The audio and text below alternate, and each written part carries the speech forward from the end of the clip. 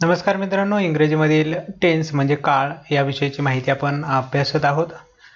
या काळांमधील आज 6वा प्रकार पास्ट कंटिन्युअस टेन्स म्हणजे चालू भूतकाळ या काळाची माहिती अभ्यासायची आहे.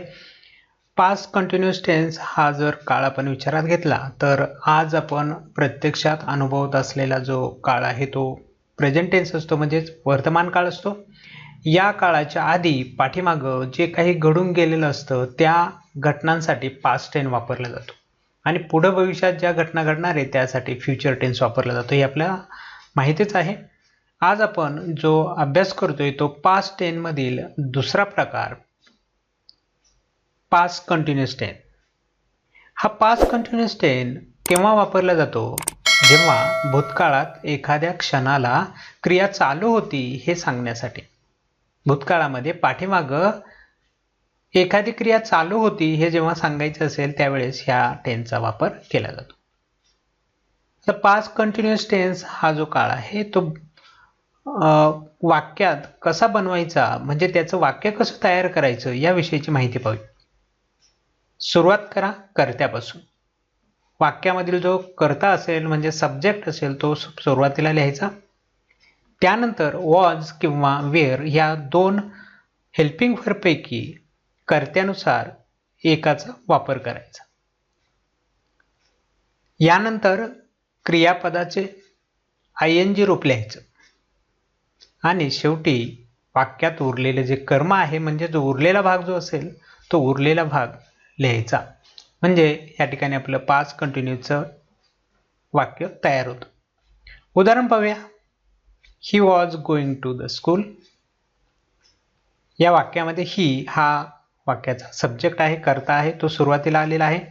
त्यानंतर वॉज हे हेल्पिंग वर्ब आलेला आहे. गोइंग हे ING फॉर्ममध्ये असणारं वर्ब आहे, क्रियापद आहे.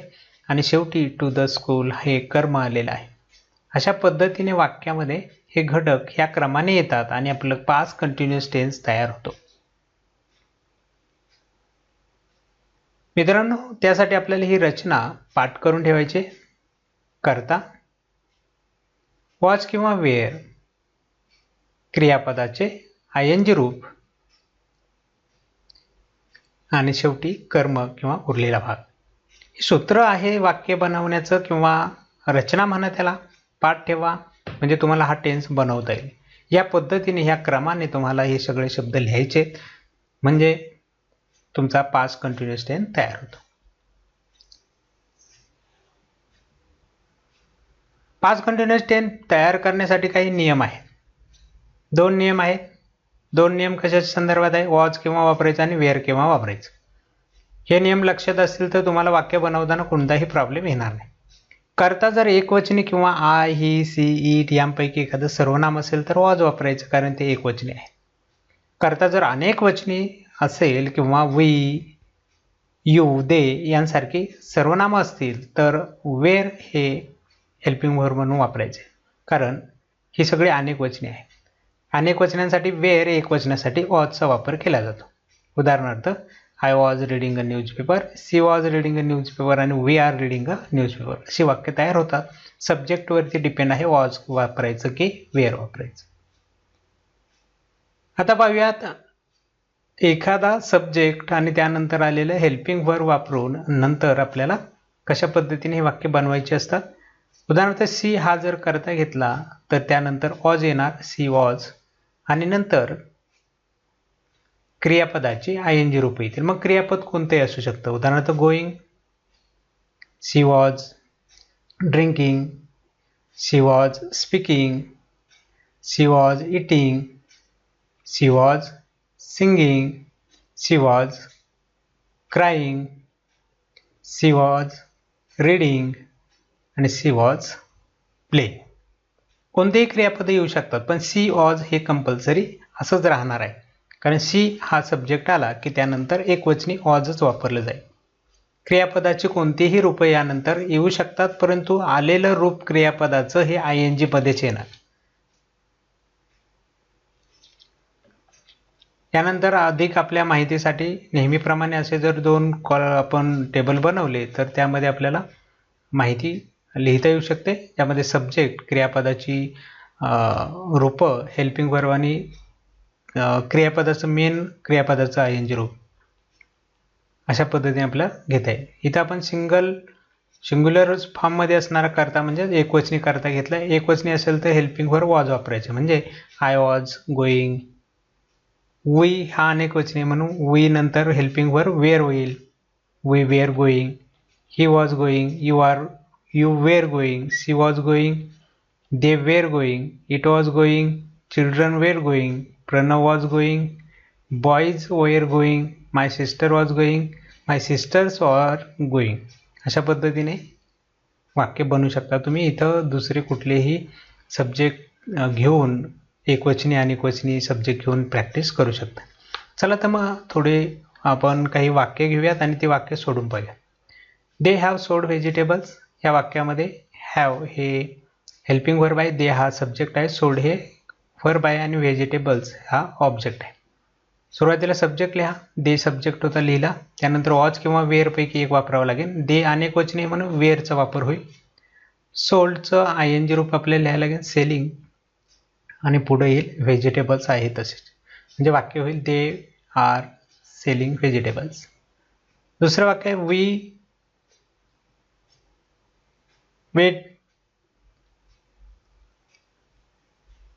We will eat the fruit या वाक्यामध्ये विल हे हेल्पिंग वर्ब आहे, वी हा सब्जेक्ट आहे, इट हे वर्ब आहे आणि द फ्रूट हे ऑब्जेक्ट आहे. We were eating the fruit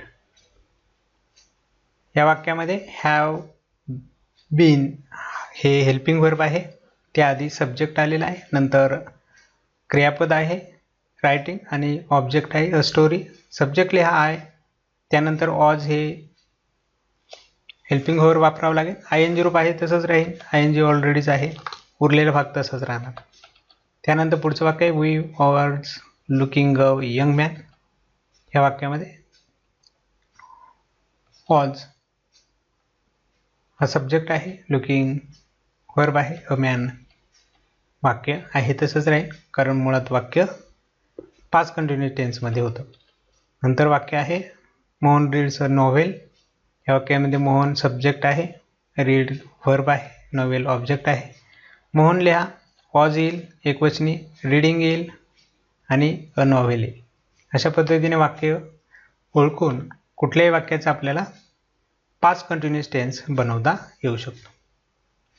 मित्रांनो, अशा पद्धतीने पास्ट कंटिन्यूअस टेन्स आपल्याला अभ्यासायचं आहे.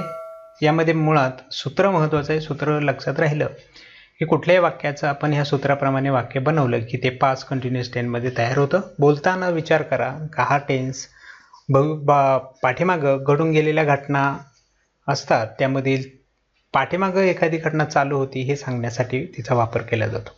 ठीक आहे मित्रांनो, आपण एक एक टेन्स वेगवेगळ्या व्हिडिओमधून अभ्यासतोय. शेवटी आपण संपूर्ण टेन्स पुन्हा एकदा एका व्हिडिओमध्ये अभ्यासूयात. त्यावेळेस तुमच्या सगळे टेन्स लक्षात येईल.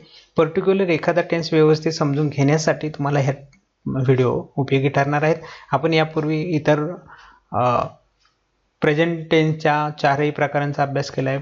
सिंपल पास्ट टेन्सचा देखील अभ्यास केलेला आहे, त्याचेही व्हिडिओ आपल्याला पाहायला मिळतील. असे व्हिडिओ आपण अभ्यासा, एक एक टेन्स व्यवस्थित समजून घ्या आणि मग सगळ्या टेन्सचा एकत्रित अभ्यास आपण नंतर करूयात. मित्रांनो, यातून जर आपल्याला इंग्रजी समजत असेल, माहिती होत असेल तर नक्की कमेंट करा, जेणेकरून पुढचे व्हिडिओ बनवण्यासाठी आपल्याला प्रयत्न करता येईल. चला तर मग आजचा व्हिडिओ या ठिकाणी थांबूया. भेटूया पुढच्या नवीन व्हिडिओमध्ये. तोपर्यंत नमस्कार.